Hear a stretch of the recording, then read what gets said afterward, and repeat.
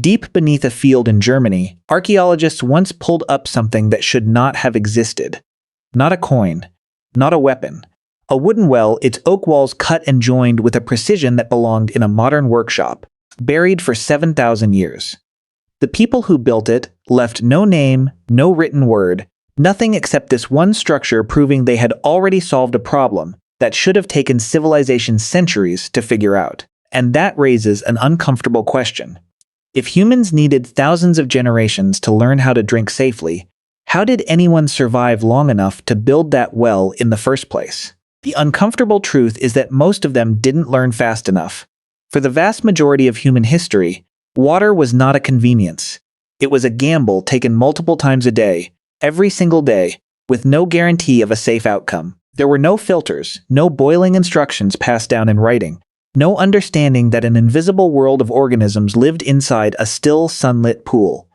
There was only trial, error, and the slow, brutal accumulation of memory across generations, who paid for that knowledge with their own suffering.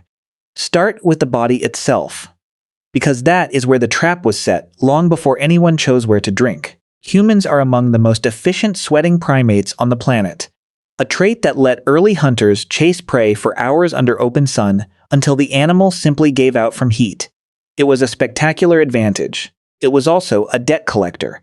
Every hour of that pursuit drained water the hunter would eventually have to replace, and the landscape rarely offered a convenient, risk-free way to do it. So the first tool humans ever developed for water survival was not physical, it was cognitive. Groups carried mental maps passed from elder to child, tracking which springs still ran during drought, which pools turned foul by late summer, which bends in a river slowed enough to gather waste rather than carry it away.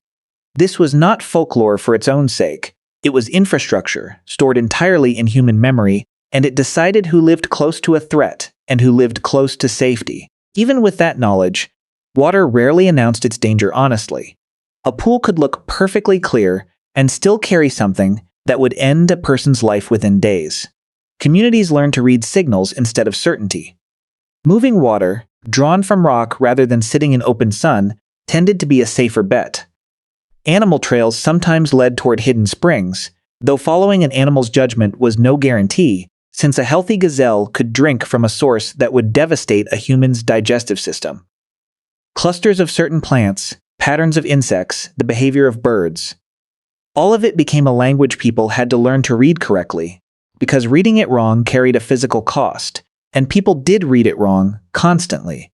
This is the part later retellings tend to soften.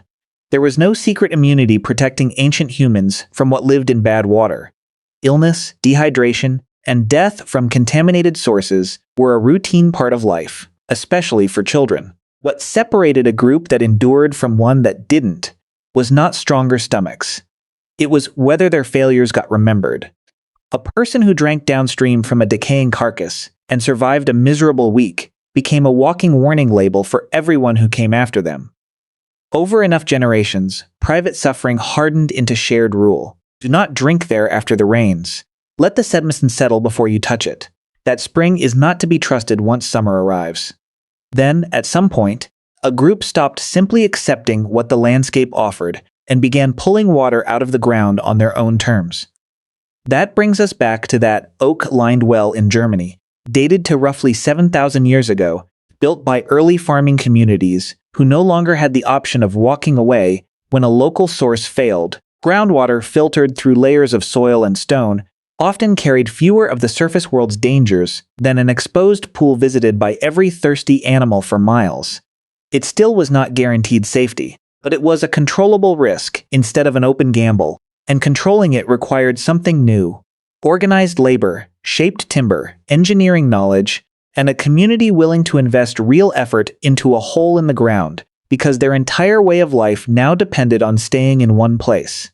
That shift changed what water even meant to a society. Mobile groups could abandon a bad source and move on.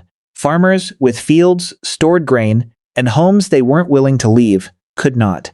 Water stopped being a thing you searched for and became a thing you had to engineer, defend, and eventually govern. Here is where the story gets genuinely frustrating for anyone chasing certainty, because the most fascinating question is also the hardest one archaeology can answer. Did these early humans deliberately treat their water to make it safer, or did safety arrive as an accident of other habits? Fire existed long before writing, and heated stones dropped into hide-lined containers could bring liquid to a boil.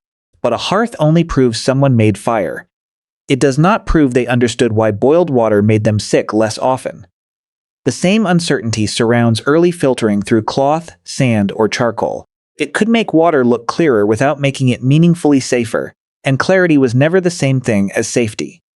Then or now, what we can say with confidence is that the improvement, when it came, was not a discovery. It was an inheritance, built one uncomfortable lesson at a time, and carried forward by people who had every reason to forget it and chose not to. Once settlements grew large enough, that inherited caution turned into something closer to policy. Cisterns collected rain, channels moved water into fields. Wells and fountains became the meeting point of entire communities, where news spread as freely as water did.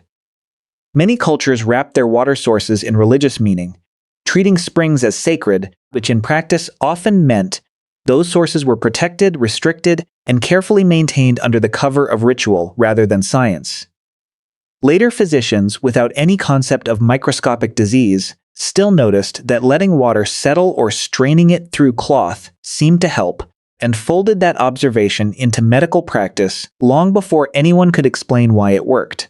Eventually, this accumulated caution scaled into aqueducts, drainage systems, and public baths, engineering feats that still could not fully eliminate the danger, but that represented something remarkable regardless. Thousands of years of scattered, hard-won observation turned into shared infrastructure entire cities could rely on without each person having to relearn the lesson from scratch. Which brings us back to that glass of water most of us barely think twice about. It arrives instantly, silently, stripped of all the history behind it. But the ease is not natural, it's borrowed. Every safe glass sitting on a counter today exists because countless people before us got it wrong first. Noticed, remembered, and passed that memory forward until an oak well buried in the ground for 7,000 years could finally testify to how far that memory had traveled. We didn't outgrow the risk our ancestors faced. We just spent thousands of years quietly inheriting their caution, generation after generation, until it stopped feeling like caution at all and started feeling like nothing more than turning on a tap.